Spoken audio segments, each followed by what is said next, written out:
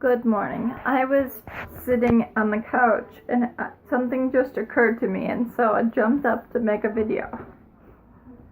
Did not worry about making myself look presentable because the people who watch these videos don't care about what I look like.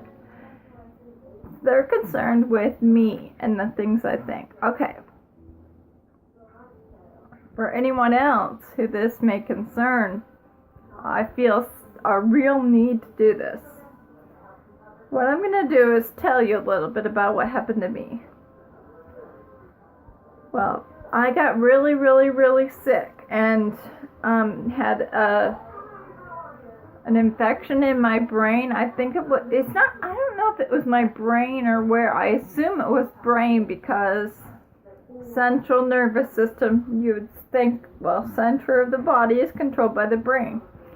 What happened was I was unable to talk, unable to see or hear or eat or walk or any of those things. And I just wanted those who have friends or family going through that to realize that they are going to recover. I remember one of the most terrible feelings ever was, when I was in the hospital. Now, everyone else would just leave, and I was just there laying in the hospital bed, right? No, in my mind, I wasn't. It's just like when you dream.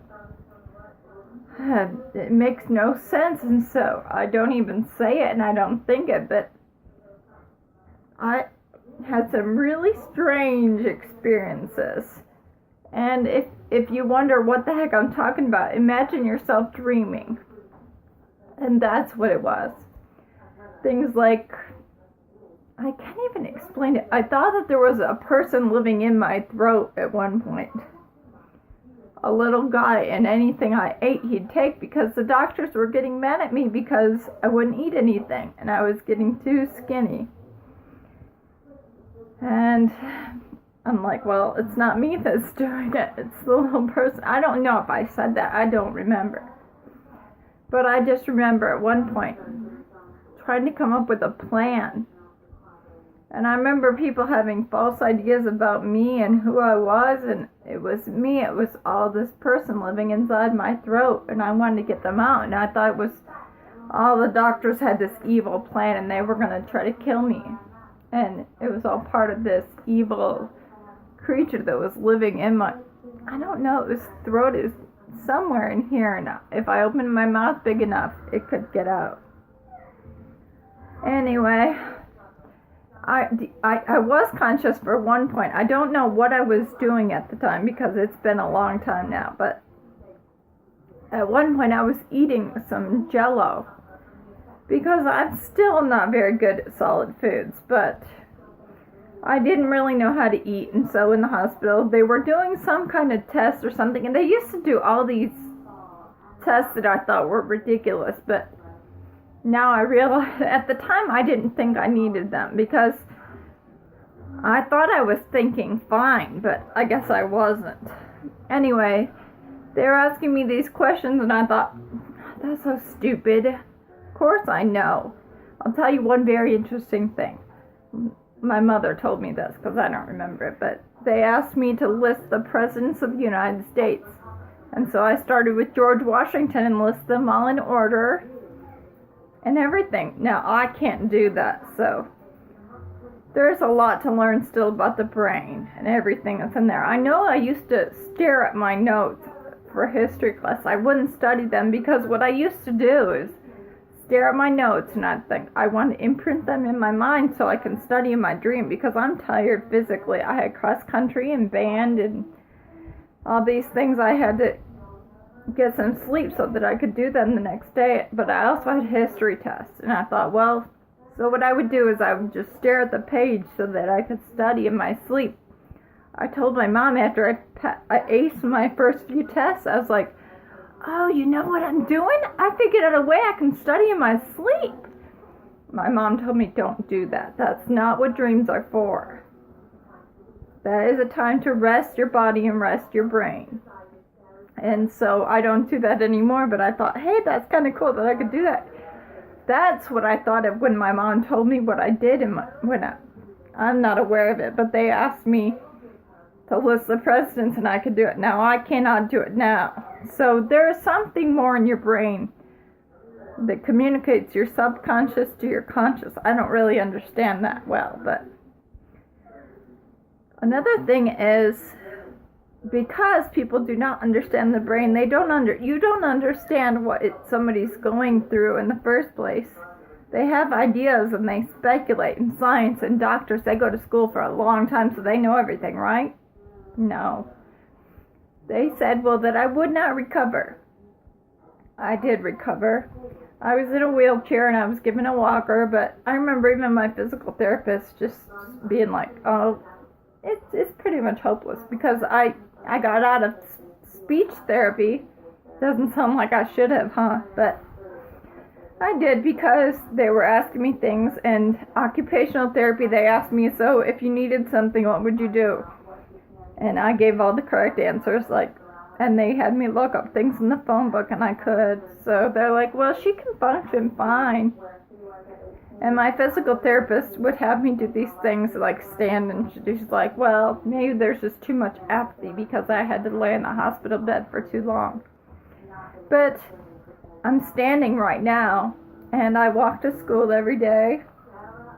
Granted, my gait, the way I walk, is a little impaired, kind of like you. Some people, when you see them talk, or they do weird things with their mouth. Their mind is fine. It's just they're not able to control it. And I remember one time, there were two things that I commented on. I don't have that problem now, but I commented on the fact I'm just waiting for things to get back online.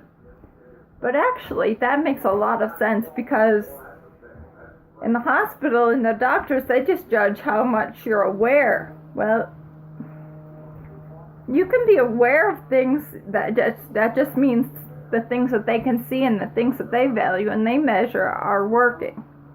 But I used to see double for a long time, but it was about maybe 5 years after I got out of the hospital. I was looking, and we have two eyes, right? Well, I was looking out the window, closing one eye and then closing the other, and it looked different, and it would jump around and stuff. Now, see, that's something that your brain is supposed to do for you. It's supposed to take the two images and combine them, and my brain wasn't doing that yet. It does it now, though.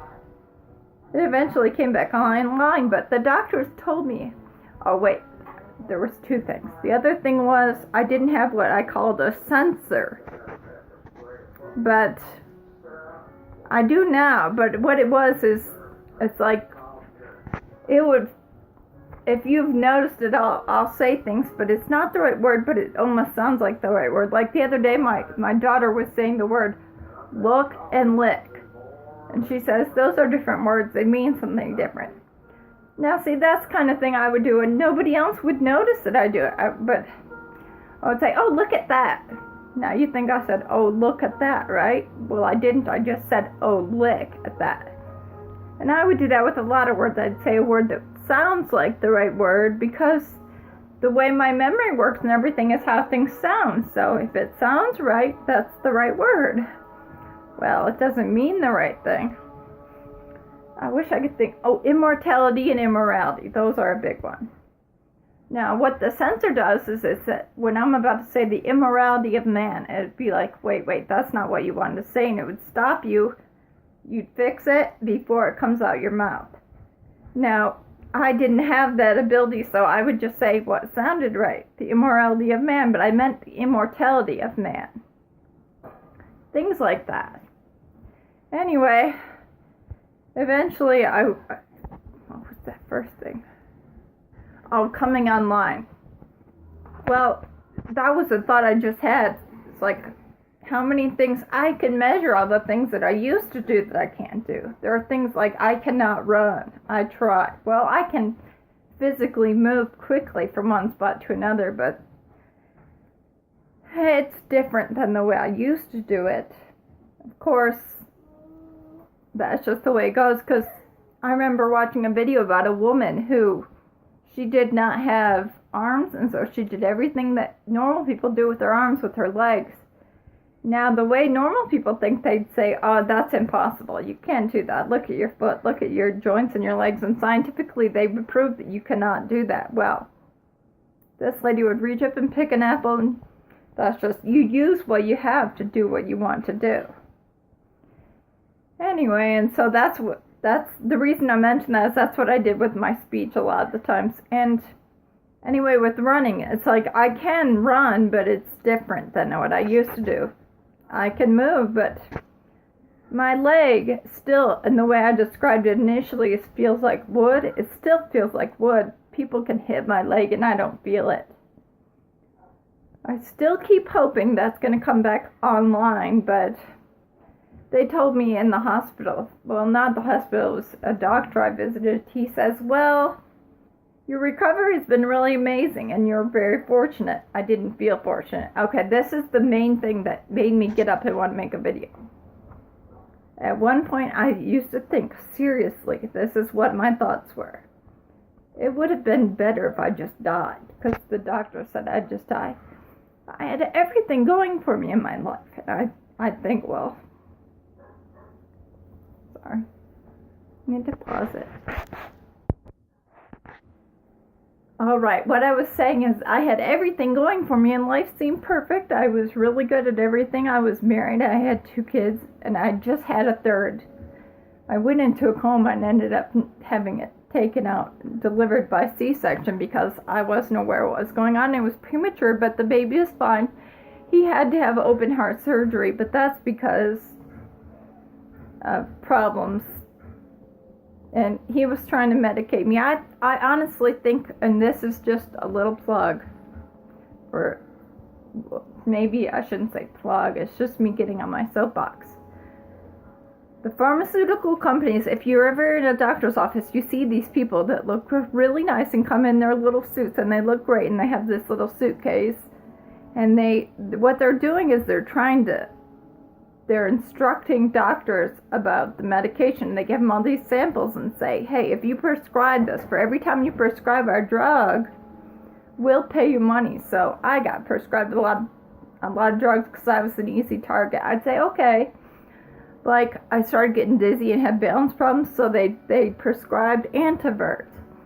Did it do anything? Not that I'm aware of, but I thought, well, I do have balance problems, so I took it. Probably the doctor got a big kickback for that, because it's an expensive drug.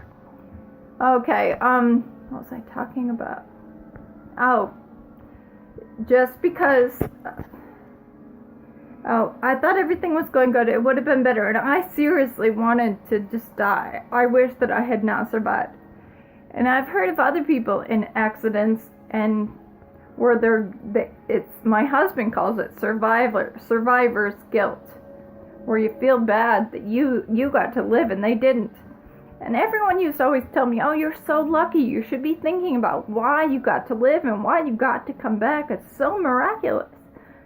Me, I don't see it as miraculous. I'm like, well, I cannot run. Everything. Piano was everything to me. I cannot play the piano. Sorry, hang on. Okay, you know how some people say piano, music is everything to me. They don't really mean it. But it really was. Every waking moment I was practicing piano. I would say a good 80-70% of my life, excuse me, my teeth are falling out, of my life were spent in a practice room practicing piano. Well, I can't play now.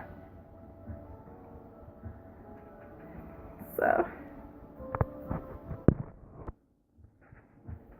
maybe I just developed that talent to the fullest. That's as good as I'm ever going to get, and I should, and that's the only thing that snapped me out of it, was my idea that maybe there are other things that I'm good at that I've just never done. And so maybe I should focus. There was a metaphor in my mind of like a horse with blinders. You know how they put the blinders on the horse so they only look where they're going. And I used to think that maybe it's a distraction for me. And I didn't really believe it was a distraction. I just thought if I could play the piano, that's what I would be doing. If I can't play it, then I'll do other things. I don't. Well, I crochet now, and I didn't really like crochet before. And I do it a lot. Anyway, as I have some problems emotionally, so normally this video is going to be counterproductive if I'm all blubbery. Hang on. Okay, what I wanted to say is, if you feel like it's really bad right now, and you wish that you had there's a song that says, "Only the good die young." Well, I wanted to be one of those people. But there's a lot of things to live for, and I wouldn't have had more children because my husband divorced me. I think it's because of all my medical. I really don't know, so I shouldn't speculate. He already forgave me for some of the reasons I said that he divorced me. And they weren't true, and I knew they weren't true. I just said them because I didn't have a reason. Anyway, that's what we do with paleontology and a lot of things. We don't really believe them ourselves, but we just say them anyway. Because they fit. It fits the story. The story works, and we'll just stick with that story. Make everyone else believe it. Okay, anyway, my point was, you might think that there's no reason. And one of my doctors, this is the hardest lesson that I had to learn. The hardest lesson. Okay, first let me share one thing that was in my therapist's office, my physical therapist's office, that was so awesome. It was a little cross-stitch picture on the wall, and it said, "If you think you can, or you think you can't, you're right." Dramatic pause. Consider it. Okay, consider it on your own time. I'm moving on. The most important thing that I learned was when I went to visit another doctor because I was trying to get disability. My son got disability. I don't know what for. I never saw a cent of it anyway, and I thought, well, I'm the one with the brain surgery and meningitis and encephalitis and all this stuff. I need some money because, just a second, I'm almost done. I think that was I wasn't talking about you. I was Gavin, yeah. Your half-brother. Yeah. Okay, anyway, so I went to a doctor to private. Another doctor, it wasn't the same doctor, but a different doctor in that same office to try to ascertain if I was lying or not, because apparently a lot of people came in there and told their sob stories, and they made them up, and they said that they needed disability. Well, so they had doctors send letters to the government to say whether or not it was, and the doctor told me, "It's obvious you're lying. You do not look like you've been through brain surgery or any of that stuff." I was like, well, I'm sorry. That I should have come in there in my wheelchair moping around, but I tried to walk instead. I used a walker, and I cleaned myself up. And one of the nurses told me one of the ways that they can tell that you're healed is when you start wearing makeup again. Well, I put on makeup even though I don't usually wear it, just so I'd look nice.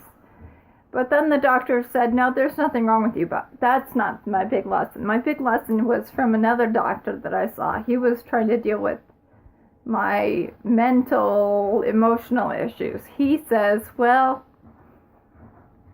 the thing that you need to learn that I can see one of the things he mentioned was I'm a big composer and I like to compose. He says, well, you can still compose even if you can't play them. Somebody else can. He says, the most haunting and most beautiful melodies in the whole world are simple. You can do that, can't you? And I tried a few times and I'm pretty good at it still. It's not as enjoyable, but did you want to get in here? I'm not bad. I'm not hurt. My other brother's hurt. He's not hurt. He's not hurt right now. When he was a baby, he had a hole in his heart. Yeah. Okay. Thank you, Joseph. Now I have to remember what the heck I was talking about. Oh, the doctor. He told me, he says, well, you need help, he says. I'm not going to say you don't need help, he says, but you need to ask for it. And I thought, well, that's what I was doing. And it took me a long time. You can ask my parents. I said, no, I don't need disability. But it was obvious that I did. He says, the biggest lesson for you, and it really was, he says, you need to learn to ask for things and to accept things. He says, you have to realize that you, being in an accident and needing help, you're getting to be a blessing to others. And I was like, yeah, whatever.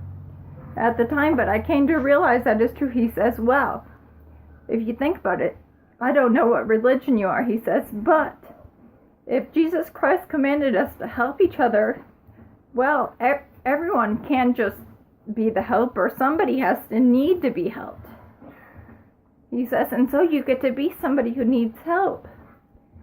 And I finally figured that out. Oh, yeah, that's true. It is really, really hard. And for a long time I thought, well, it's so much harder to need help than to help, because who would? It's a no-brainer. If somebody asks me for something, I give it to them. That's just who I am. But I thought that's why. That was what I came to terms. I came to grips, whatever the word is. Anyway, that's the thing. I finally accepted that. It's kind of like not being able to play the piano. Well, I don't need to work on giving to people because that's something that's already part of me.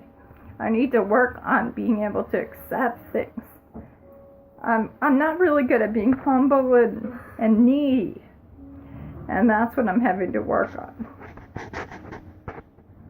If things are really important to me, I need to do what I need to do to get them. Mommy, can I get you? The end.